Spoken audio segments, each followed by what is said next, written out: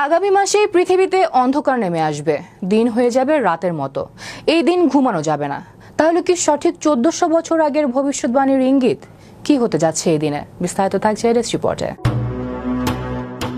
29 March 2026 দিনটির কথা মনে রাখার মতো, কারণ এই দিনে ঘটতে যাচ্ছে একটি বিরল জ্যোতিষ বৈজ্ঞানিক ঘটনা, বলয়াকার সূর্যগ্রহণ।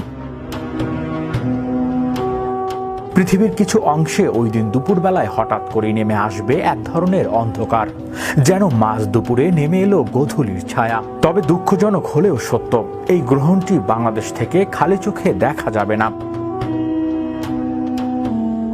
এদিন বাংলাদেশ সময় দুপুর 2:51 সূর্যগ্রহণ শুরু হয়ে সন্ধ্যা 6:44 পর্যন্ত স্থায়ী হবে। মোট সময়কাল প্রায় 4 ঘন্টা।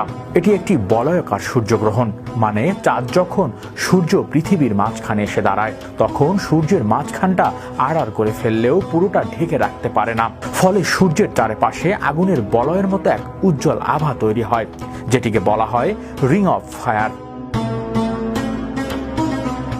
এই অনন্য গ্রহ দৃশ্যমান হবে ইউরোপ, উত্তর আমেরিকা এবং আফ্রিকার কিছু অংশে, আর যে কারণে বাংলাদেশ সহ দক্ষিণ এশিয়ার দেশগুলো এই গ্রহ প্রত্যক্ষ করতে পারবে না। যারা এই গ্রহণ দেখতে পারবে তাদের জন্য এটি হবে এক অসাধারণ অভিজ্ঞতা।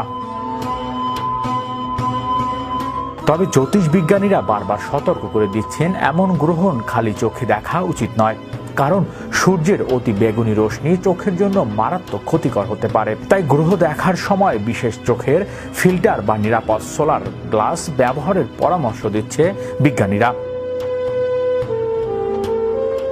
এবারে সূর্যগ্রহণটি ঘটবে বাংলার পঞ্জিকার চৈত্র মাসের কৃষ্ণপক্ষের আমাবস্যা তিথিতে। আমাবস্যায় এমন গ্রহণ ঘটনা খুবই সাধারণ, কারণ এই সময় চাঁদ সূর্যের সঙ্গে একই রেখায় অবস্থান করে। তবে বলয়াকার গ্রহণের ঘটনা খুব ঘন ঘন ঘটে না। এটি তখনই সম্ভব হয় যখন চাঁদ তার কক্ষপক্ষে পৃথিবী থেকে কিছুটা দূরে অবস্থান করে, ফলে তার ব্যাস সূর্যের চেয়ে ছোট দেখায় এবং সূর্যকে পুরোপুরি না ঢেকে চারপাশে একটি বলয়ের সৃষ্টি করে। বিশেষজ্ঞদের মতে এই ধরনের গ্রহ আমাদের মহাকাশ ও গ্রহ নক্ষত্র সম্পর্কে আরো গভীরভাবে জানতে সাহায্য করে। জ্যোতিষবিজ্ঞানীরা এই গ্রহ পর্যবেক্ষণের মাধ্যমে সূর্যের করোনা বা বাইরের স্তর বিশ্লেষণ করেন।